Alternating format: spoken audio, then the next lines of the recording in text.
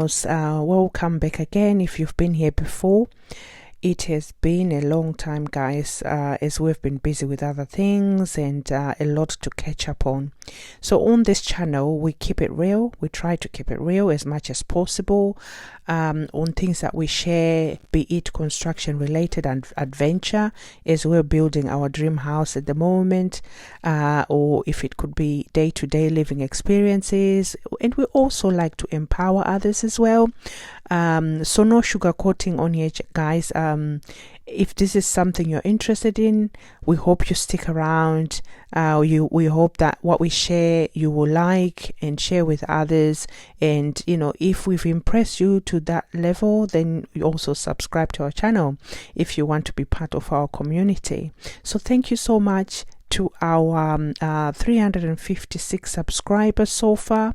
We are very grateful to you guys for your support in growing our channel, and as you continue to share our videos, our channel will also grow. So thank you so much.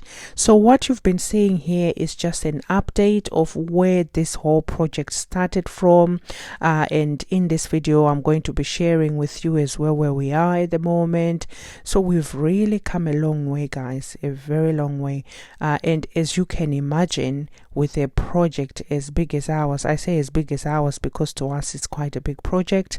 Someone might look at this and think, oh, this is nothing, or they might have been working on a bigger scale project or on a smaller scale. It doesn't matter, guys, what you're working on, as long as you're comfortable on what you're working on and you're happy with it. So for us, this is our project, our dream home. And it's still in progress. And the last time you guys saw the video, I think we had finished doing the roof. But as you can imagine, with any other project, sometimes things don't always go according to plan, and that was the case for us in this instance. So I'll just give you a bit of a background to what had actually happened before we started the roof. So we had actually approached quite a few companies and some reputable big companies as well in Zimbabwe, and they had told us that they couldn't do our roof because the span of the roof was too high. But obviously we were going for a certain look that we wanted on the house, so we were like, okay, if you can't do it, then we're gonna find someone who's going to do this for us. And guess what, we found our carpenter who went through this with us and explained everything, and we were quite happy with it, which is something that you're looking at now when they started doing the roof. And we were very excited, that we've reached a new chapter, the roof was getting done. And guys, this did cost quite a lot, in terms of materials, from the timber itself, the tiles, and obviously the money side of things. So we got the roof done. It went smoothly, I must say, as they were going through it. And we were quite excited, we moved on and we started working on the Jura wall. As you can see in the video, they were digging for the Jura wall there, and the Jura wall was going along at the same time, when the roof was being done. And only for us to discover that something was not quite right, but we're not qualified people in terms of construction side of things, so we obviously rely on other people as well. So we did find out that something was wrong with the roof. There were some depressions along the roof itself. Some parts were not aligning very well. And inside, I think you will see, some pictures, some images as well at some point down in this video, where it's quite highlighted that the brick wall, the roof had was actually being supported by the brick wall, but this was not a load-bearing wall. So we had to seek advice from our architecture and they came on site, looked at everything. So that's what you're seeing, guys. That's how it had kind of lowered itself a bit down. So we had to buy more timber to redo the roof because it wasn't safe.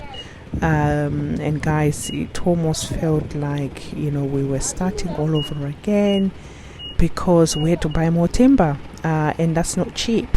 And that's what you're seeing there with the guys. You know, the timber has arrived on site, and the guys were going to be offloading this. And guys, this is one thing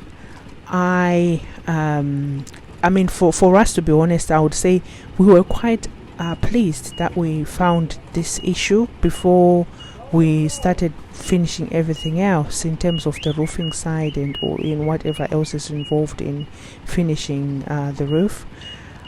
It was good that we found out that there was an issue with the roof, because can you imagine, you know, you finished everything, you know, maybe you've moved into the house and then you find out, you know, that something is wrong. And for us, although it was we were not happy because we were going to be spending more money. We actually didn't blame our carpenter, because we felt that he did a brilliant job, considering that he was prepared to meet our need. He was prepared to do what we wanted, you know, go for the look that we wanted. So we were not upset with him, you know. We were just upset with ourselves that what were we thinking of when we were drafting this this massive house, you know, because the issue was to do with the length of the room was too long. So, and also that was another thing as well that contributed to the issue. So I think, you know, if anyone is to blame, it's us for being crazy with the plans. You know, when you imagine you want something that you've never had or something you've seen elsewhere, this is us. You know, we wanted something that we never had, and we wanted a property that can accommodate as many people as possible.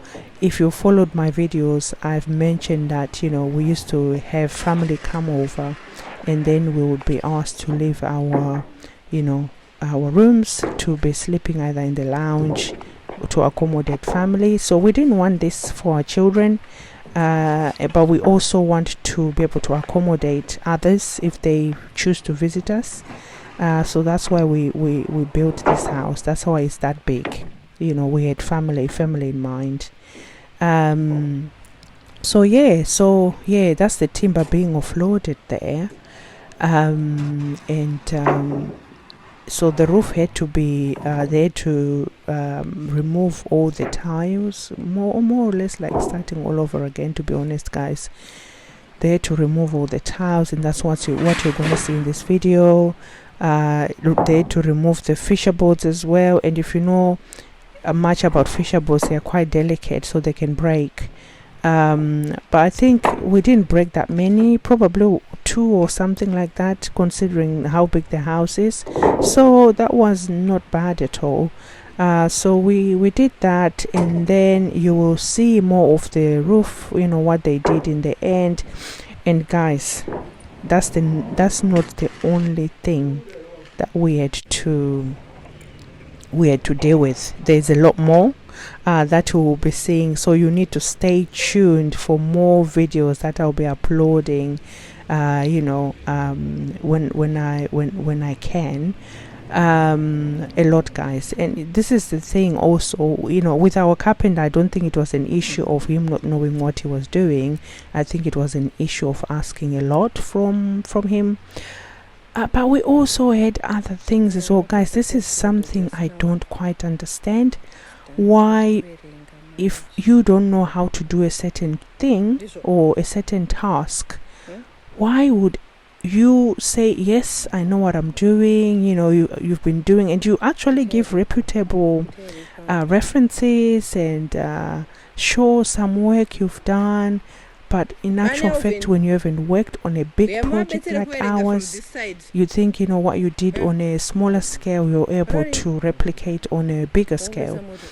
And that's what we had on the other stuff that we did. And I think that one is what upset me a bit more, because we spent I'll say a ton of money for me, because we spent quite a bit of money on other things, and only to have to go through them again. And it's like starting out, guys, really starting all over again. You know, when you think like you've made progress, you know, you need to move on to the next thing, and it kind of sets you back. That's what we've had, and that's why we've been this quiet, because we've been having to be dealing with all the other things that needed to be rectified. So that's the progress, guys. I've got more videos I'm going to be uploading. Hopefully you can learn something from what we've been through, what we're going through. We're still fighting.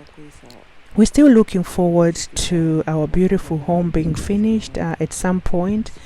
And again, you know, we're doing it at our pace, guys. You know, from a financial perspective, we do what we are able to do. One step at a time, one brick at a time, one tile at a time, one bag of cement at a time. And I always say this: if any of you want to embark on any adventure or any building adventure, or any sort of project you might be wanting to do, don't let fear paralyze you. If it's really something you want, you can start small and build up slowly. And that's how we've been doing this, guys. We started building this house properly in 2015. So it's not everything that is done up, you know, is always done up like within a year or so. If you can afford to build and do it quickly, you know, that's amazing. But if you can't, you know, like us, we've got other responsibilities also. We've got life. We also have to live life and enjoy it to the fullest. It's also okay to take your time, as long as you're doing something, as long as you've started. That is all that matters. So we take our pace, we work for the money, we save it up, and when we are ready, we move on to the next stage. And guys, whenever we accomplish any stage, we celebrate it. We celebrate it because that's what keeps us going. That's what encourages us, and that's what gives me and my husband the power, the energy to keep going and working and doing more. It gives us the energy to do the guava-guavaing. So, you know, don't let that you know, deter you that, oh, it's a massive thing I need to do, it needs a lot of money, and then that puts you off. Don't let that put you off. Do it little by little, and with no time, or you know, or with time, you will achieve something. It doesn't matter how quickly you build a house or how slowly you build a house. At the end of the day, we're all going to end up with a house at some point as an end product. So guys, I hope if any of you have been struggling or scared, or I don't know whatever term or word you want to call it, but you actually want to build your own house, I encourage you to go ahead and do so. If you know, don't be too comfortable in your life that you become comfortable enough not to start anything. It can be slightly uncomfortable, but slightly is okay. You can manage with slightly uncomfortable. If it means you have to forego a few luxuries, if you've got any, you may not have luxuries, but you can look at your expenses and review, what can you go without to be able to buy that bag of cement. Because it's all about sacrifice, guys. It's sacrifice. We've had to make a lot of changes to how we live our life, where we shop our food, how often we shop for clothes or whatever. I'm not into fancy things anyways, except my house, of course. I think I've gone all out on this one for my standards, but any other things I don't really care. Because I know a house is an investment. It's an inheritance for my children or my children's children. So yeah, I'm gonna spend on that. So for us, that's what we've had to do. Look at how can we look at our budget. And I mean, budgeting, guys, that's something that you will have to do. I never used to like budgeting, but thankfully my husband had to teach me, although I was quite upset with him the first few years. He told me about budgeting, because I was used to spending money as much as I wanted to, whenever I wanted to, without worrying about how much is left. But now we budget. That's how we've managed to build this house.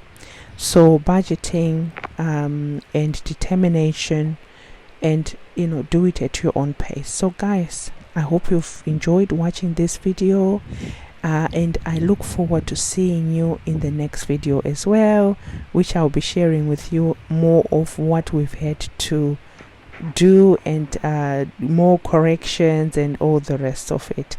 But I'm pleased that we managed to sort out the roof, and the house is looking amazing even before it's finished. So I shall see you in the next video.